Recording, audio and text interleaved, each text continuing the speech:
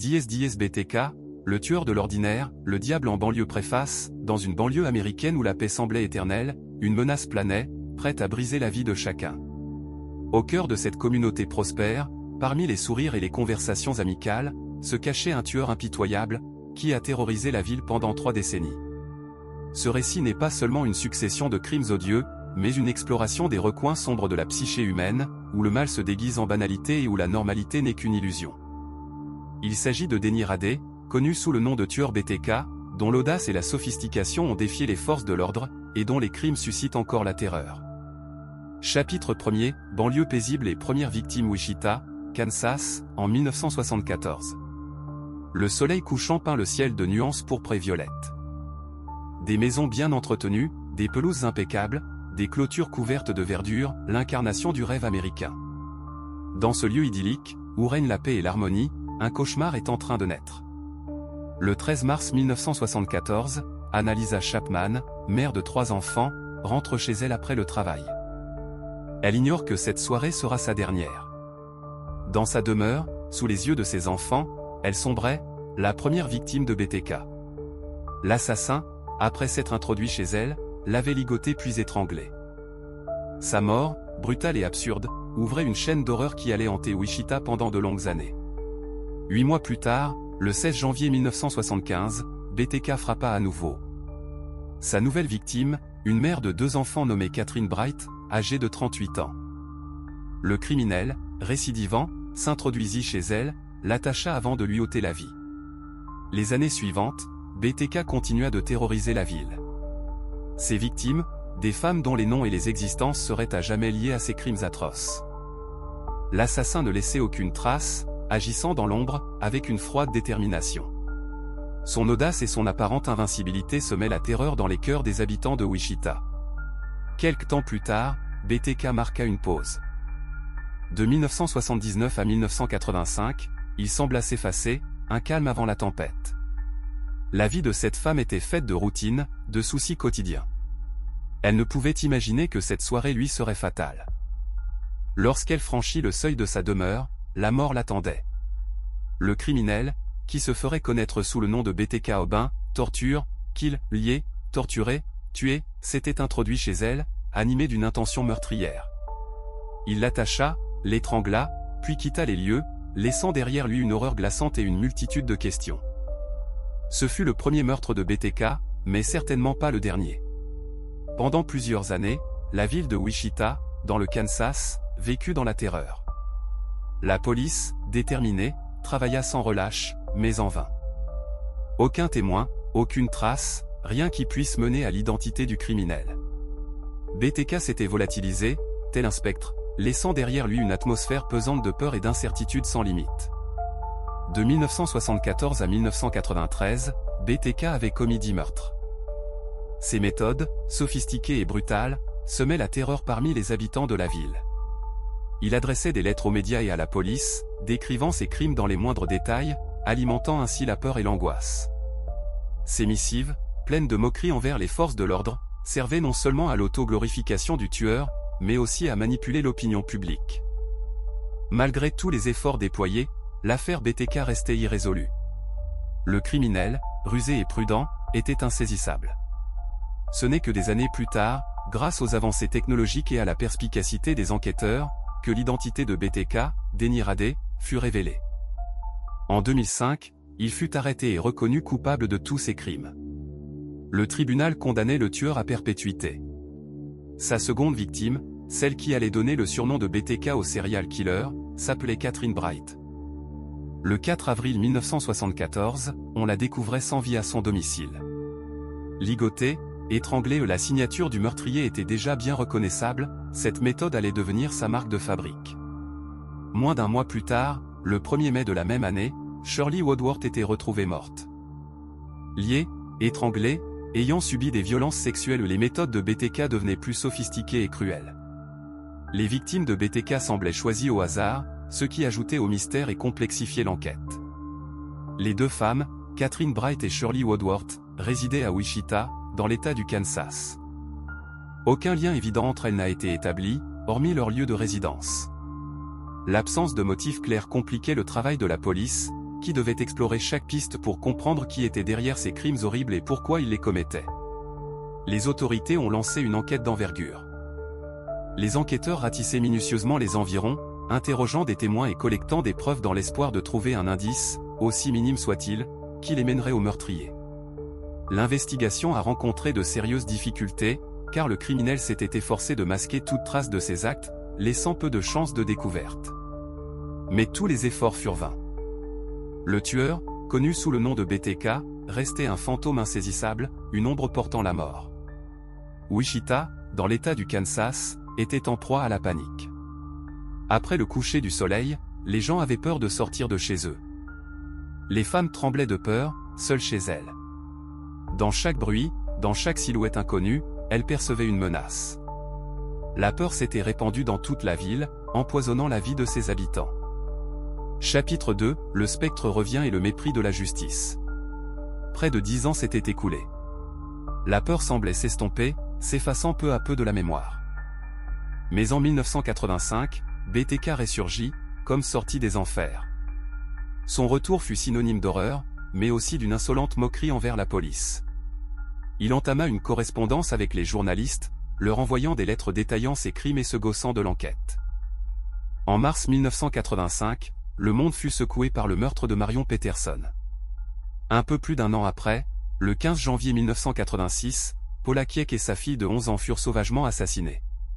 Le mode opératoire, le degré de cruauté, tout indiquait que BTK, le tueur en série dont le surnom signifiait « attaché », « torturé »,« tué », était de nouveau actif. Après une apparente pause, BTK ne se contenta pas de reprendre ses meurtres, il engagea une partie de chats et de la souris avec les forces de l'ordre, les provoquant et les humiliant. C'est en 1985 que la police reçut une première missive, signée de l'énigmatique BTK.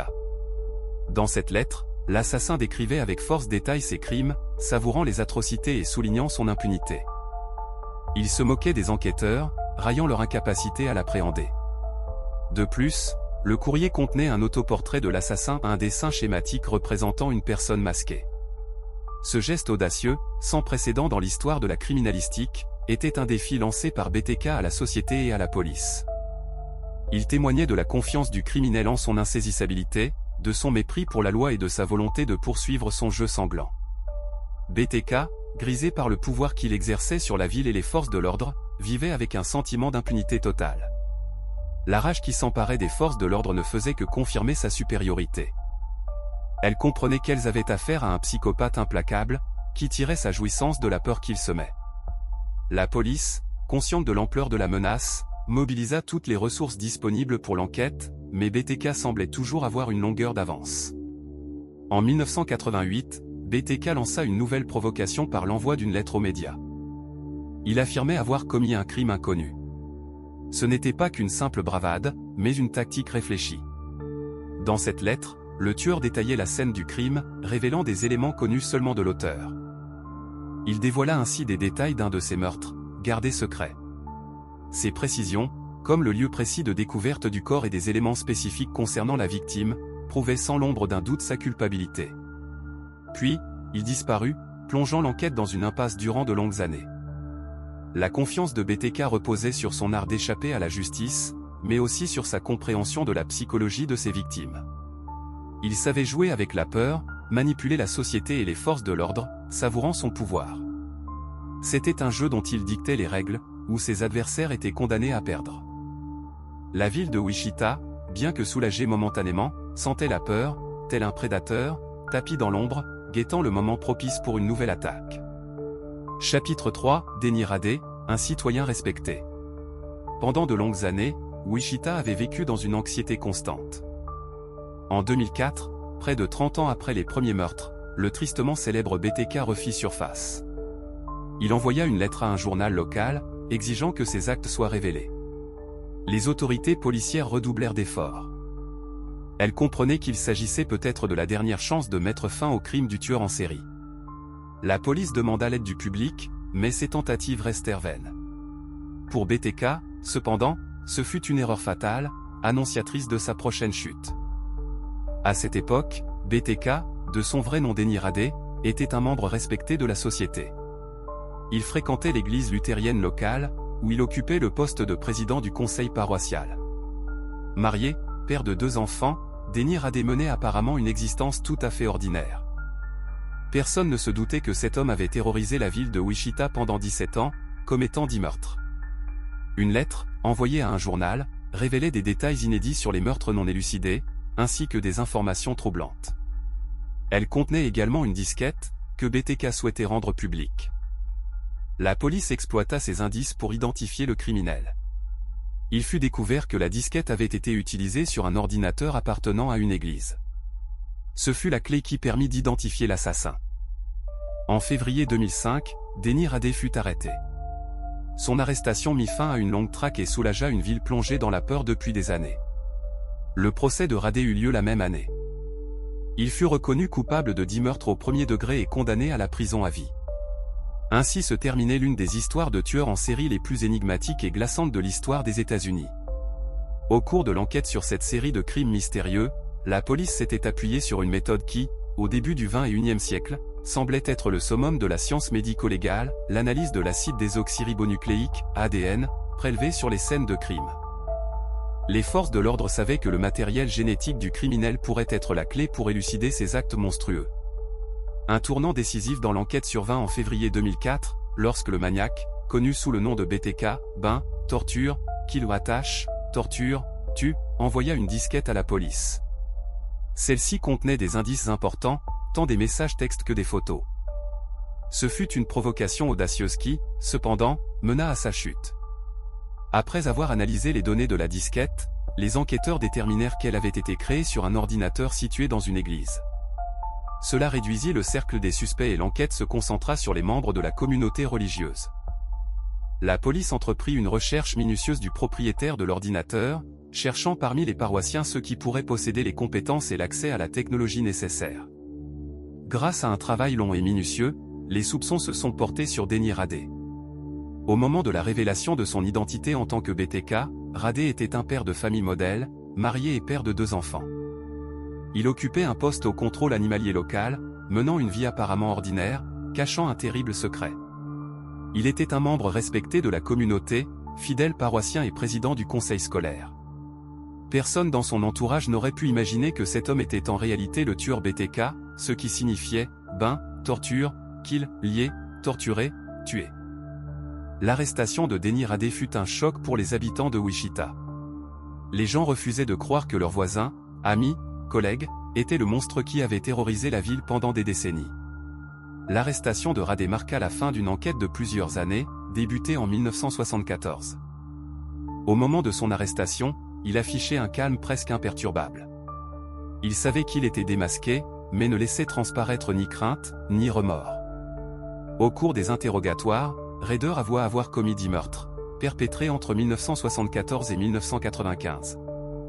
Il relata en détail la planification et l'exécution de ses crimes, dévoilant ses motivations et ses états d'âme.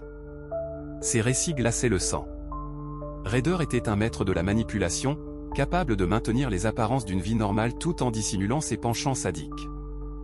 Ses aveux révélèrent un plaisir intense tiré de la domination sur ses victimes, ainsi qu'une excitation sexuelle liée à la violence et au meurtre. Son comportement illustrait parfaitement un trouble de la personnalité antisociale. Dans ses confessions, Denny Rader, connu sous le nom de tueur BTK, torture, kill attaché, torturer, tuer, décrivait un désir de domination sur ses victimes et l'excitation sexuelle qu'il ressentait face à leur souffrance. L'analyse psychologique de sa personnalité dévoila un portrait complexe et contradictoire. Ce tueur en série menait une double vie, mêlant la froideur du criminel à l'ordinaire d'un homme banal, plongé dans la routine et les soucis quotidiens. Rader avait grandi dans une famille aisée, mais avait subi un traumatisme psychologique dans son enfance, ce qui avait probablement influencé la formation de sa personnalité. Enfant, il était solitaire et renfermé, peinant à nouer des liens avec ses camarades. Déjà, des obsessions liées au contrôle et au pouvoir se manifestaient. Les psychologues et psychiatres ayant étudié le cas de Rader ont conclu à un trouble de la personnalité narcissique associé au sadisme. Il trouvait du plaisir à faire souffrir autrui, à ressentir un contrôle total sur la vie de ses victimes. Les crimes qu'il a commis étaient une façon d'extérioriser des désirs refoulés et de réaliser des fantasmes pervertis. Les meurtres étaient pour lui un moyen d'assouvissement, une façon de s'affirmer. Rader planifiait méticuleusement ses forfaits, choisissant ses victimes, préparant ses attaques et dissimulant les preuves. Il jouait un jeu avec la police, envoyant des lettres et des messages, ce qui lui procurait une satisfaction et un sentiment de toute puissance. Son épouse, Paula Rader, a été profondément choquée en apprenant les crimes commis par son mari. Pendant plus de 30 années, elle avait partagé la vie d'un homme menant une double vie, cachant ses penchants horribles sous le masque d'un citoyen ordinaire. Sa femme ignorait le cauchemar qui se cachait dans l'âme de son mari aimant et de son père attentionné. Denny Rader, dissimulant sa véritable nature, était l'incarnation même de l'hypocrisie. Il menait une double vie, masquant habilement son être sous l'apparence d'un père de famille exemplaire et d'un membre respecté de la société. Pendant des années, Rader a trompé son entourage, planifiant et commettant ses crimes avec méticulosité. Il était un véritable virtuose de la dissimulation, utilisant des méthodes sophistiquées, comme des mots de code et des lettres envoyées à la police, pour rester invisible. Il était sûr de son impunité, savourant son pouvoir sur la ville et les forces de l'ordre. Son audace et sa confiance en lui étaient alimentées par son désir de publicité. Il voulait être craint, voulait que son nom reste gravé dans la mémoire collective. Cet homme, connu sous le nom de BTK, torture, kill, attaché, torturé, tué, a commis 10 meurtres entre l'année 1974 et 2005 dans l'État du Kansas, avant d'être finalement démasqué. Chapitre 5, le procès et la sentence. Le procès de Denny Rader, surnommé BTK, a marqué l'histoire du Kansas. Ces crimes horribles, commis sur une période de 31 ans, ont glacé le sang et captivé les médias du monde entier. Le procès a révélé la face sombre d'un homme en apparence ordinaire, un tueur en série machiavélique, dont l'empreinte a profondément marqué l'histoire criminelle. Chaque étape de l'enquête était suivie de près par les médias, qui relataient les rebondissements de cette affaire dramatique. Dans la salle d'audience, les familles des victimes, avides de vérité, étaient présentes, hantées par les tragédies qui avaient emporté leurs proches. Les preuves contre Rader semblaient accablantes. Son ADN, retrouvé sur les scènes de crime, ne laissait aucun doute. Ses lettres, détaillant avec froideur ses actes, constituaient une autre preuve accablante. De plus, Rader lui-même a avoué une série d'assassinats. Ce procès a été une épreuve douloureuse pour tous les participants, s'étendant sur une longue période. Les témoins se remémoraient l'angoisse qui avait saisi la ville, la peur omniprésente et la menace qui pesait sur chaque vie. Les proches des victimes partageaient leur douleur abyssale, révélant comment la mort de leurs êtres chers avait à jamais bouleversé leurs existences. Les avocats de la défense tentèrent de contester les preuves, mais leurs efforts restèrent vains. Denny Rader, également connu sous le nom de tueur BTK, fut reconnu coupable de tous les chefs d'accusation. Sa sentence fut aussi sévère que ses crimes l'étaient, il fut condamné à la prison à vie, sans possibilité de libération conditionnelle. Cette peine marquait le sommet de la justice face aux atrocités commises par Rader pendant de longues années. Lorsque le juge prononça le verdict, un silence de mort s'installa dans la salle d'audience. Sur les visages, la tension se mêlait à l'espoir. Les familles des victimes, après avoir enduré une souffrance indicible, ressentirent un soulagement tant attendu, comprenant que la justice avait finalement triomphé. Après des années d'incertitude et de crainte, ils ont finalement assisté à la juste punition du coupable. Rader lui-même, semblait impassible, ne laissant transparaître aucune émotion. Il a accueilli le verdict avec une froide détermination, témoignant d'une absence totale de remords pour ses actes. Cela n'a fait que confirmer sa cruauté et son sang-froid. L'affaire du tueur BTK a laissé une empreinte indélébile dans la société. Elle a révélé que le mal pouvait se cacher dans les endroits les plus inattendus, littéralement sous le masque de la normalité. Rader, un père de famille exemplaire et membre d'une communauté religieuse, s'est avéré être un meurtrier impitoyable qui a terrorisé les habitants de Wichita pendant des décennies. Cette affaire a incité beaucoup de personnes à réfléchir sur la fragilité de la vie humaine et sur la rapidité avec laquelle elle peut être interrompue. De plus, l'affaire BTK a eu un impact significatif sur le travail des forces de l'ordre. L'enquête a démontré l'importance de l'utilisation des technologies et des méthodes médico-légales modernes, telles que l'analyse ADN et la traçabilité des empreintes numériques. Elle a également souligné la nécessité d'une vigilance accrue et d'une meilleure coordination entre les différents services de police pour élucider et prévenir les crimes plus efficacement. Cette histoire rappelle amèrement que le mal peut se cacher à nos portes et que la vigilance et la constante volonté de se protéger font partie intégrante de la vie dans la société moderne. L'enquête sur l'affaire BTK a souligné l'importance de l'utilisation de méthodes avancées dans les enquêtes criminelles, notamment l'analyse ADN. Elle a également révélé le besoin crucial d'améliorer la coordination entre les différents services de police. Cette tragique histoire a servi de source d'informations précieuses pour les criminologues et les psychologues. Elle a permis d'étudier plus en profondeur les motivations, les caractéristiques psychologiques et les méthodes utilisées par les tueurs en série pour dissimuler leurs crimes. L'histoire de BTK est un rappel de l'existence du mal, capable de s'infiltrer dans les couches les plus prospères de la société. C'est un récit de peur, de cruauté et de la lutte éternelle entre le bien et le mal. De plus, l'affaire souligne l'importance de la vigilance et du souci de ses proches, ainsi que la nécessité de résister au mal sous toutes ses formes. De cette affaire, plusieurs leçons importantes peuvent être tirées. Premièrement, il ne faut jamais juger une personne sur son apparence. BTK, l'assassin aux multiples visages, semblait être un citoyen ordinaire, ce qui illustre la complexité de la nature humaine et la nécessité d'une profonde compréhension des aspects psychologiques de l'individu.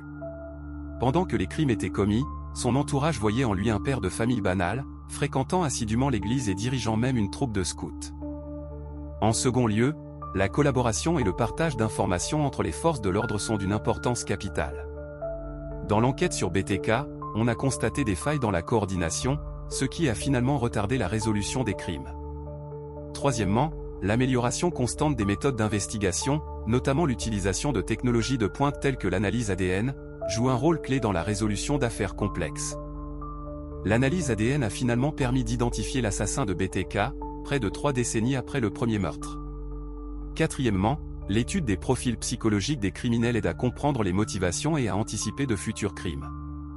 L'analyse du comportement de BTK, de ses lettres et de ses messages, a permis aux chercheurs de mieux cerner son état mental et la nature de ses crimes.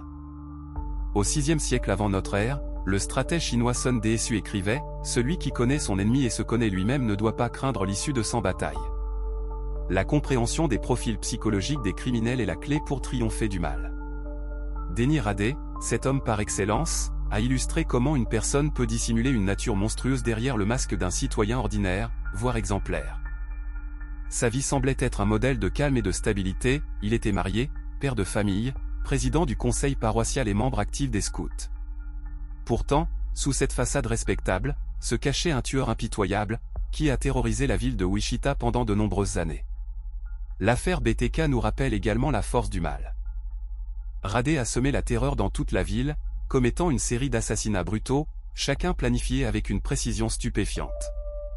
Ces crimes, perpétrés entre 1974 et 1994, comprenaient l'étranglement, la ligature et l'humiliation des victimes. Son audace et son sang-froid ont mis en évidence le fait que le mal existe et peut se manifester sous les formes les plus inattendues, représentant un danger mortel. Il est également important de souligner le rôle des technologies modernes dans la résolution de cette affaire. À l'époque des crimes de Radé, l'analyse ADN était une technologie relativement nouvelle. C'est grâce à l'analyse de l'ADN prélevé sur les lieux des crimes et à sa comparaison avec l'arbre généalogique de Radé que le criminel a finalement été identifié et arrêté en 2005. Cette affaire démontre comment les nouvelles technologies se révèlent être des outils redoutables dans la lutte contre la criminalité, permettant d'élucider des affaires complexes et obscures. La santé mentale revêt une importance capitale pour chaque individu. Il est impossible de sous-estimer son rôle, car elle influe directement sur le bien-être général, l'efficacité et la qualité de vie. Malheureusement, les troubles mentaux peuvent frapper n'importe qui, sans distinction d'âge, de statut social ou autre. L'histoire qui suit illustre comment une fragilité psychique peut engendrer des conséquences tragiques. Le protagoniste, Raider, souffrait de troubles mentaux sévères. Cette situation dramatique met en lumière la nécessité d'une consultation professionnelle rapide et d'un traitement adéquat des maladies mentales. Négliger ces aspects peut conduire à des conséquences irréversibles, tant pour la personne concernée que pour son entourage. Il faut également prendre en compte le rôle des médias. Dans cette histoire, l'influence des médias sur le déroulement de l'enquête et la formation de l'opinion publique fut colossale. Cela nous rappelle l'importance cruciale d'une approche responsable de l'information. Les médias se doivent d'adopter une posture objective, évitant le sensationnalisme et la diffusion de données non vérifiées. Une couverture médiatique erronée peut déformer la réalité, semer la panique et conduire à des accusations infondées. Restez vigilant en tout temps. Personne n'est à l'abri du mal, et il est essentiel de prêter attention à son environnement et de signaler toute activité suspecte. La communication, le souci de nos proches et une réaction rapide aux signaux d'alerte peuvent prévenir la tragédie. L'affaire BTK, du nom du tueur Denny Radé, est une histoire qui restera gravée dans les mémoires pour de nombreuses années. C'est un récit tragique de l'incarnation des ténèbres dans l'âme humaine, de la fragilité de la vie et de l'importance critique de la lutte contre le mal. Il nous rappelle sévèrement que même dans une société apparemment prospère, un monstre capable de crimes horribles peut se cacher. Seule la vigilance, la compassion et une soif insatiable de justice peuvent nous protéger de sa force destructrice. Denny Radé, tristement célèbre sous le nom de BTK, pour « bain, torture, kill, lier, torturer, tuer », a semé la terreur et la mort. Ces crimes, perpétrés de 1974 à 2005 à Wichita, dans le Kansas, ont choqué l'Amérique. Radé a assassiné 10 personnes, semant la panique grâce à ses provocations et aux lettres qu'il adressait aux médias et à la police, où il décrivait ses horreurs. Ces actes ont révélé comment le mal peut se cacher derrière les apparences. Il était un père de famille, un président du conseil paroissial, un agent de sécurité. Il incarnait, en apparence, l'homme idéal. Mais sous ce masque se cachait un tueur impitoyable, dont les motivations restent, encore aujourd'hui, un mystère pour les psychologues et les criminologues. Soif de pouvoir, besoin de contrôle et plaisir sadique se sont entremêlés dans son esprit, créant une réalité monstrueuse, source d'innombrables souffrances. L'histoire de BTK n'est pas qu'une chronique criminelle, c'est une exploration des recoins sombres de l'âme humaine. C'est aussi une leçon sur l'importance de la justice, de la valeur de la vie et du danger de la noirceur, qui peut se tapir là où on l'attend le moins. La peur et l'anxiété semées par BTK à Wichita ont marqué son histoire, mais elles rappellent aussi la force de l'esprit humain et l'inéluctabilité de la justice, qui, bien que tardive, a fini par rattraper le criminel. La mort physique de Denny Radé n'a pas mis fin à son héritage. Ces actes perdurent, nous rappelant que le mal rôde, souvent sous le masque de l'ordinaire. L'affaire BTK est une mise en garde sévère, un appel à la vigilance et une remémoration de l'importance de préserver notre humanité face aux ténèbres.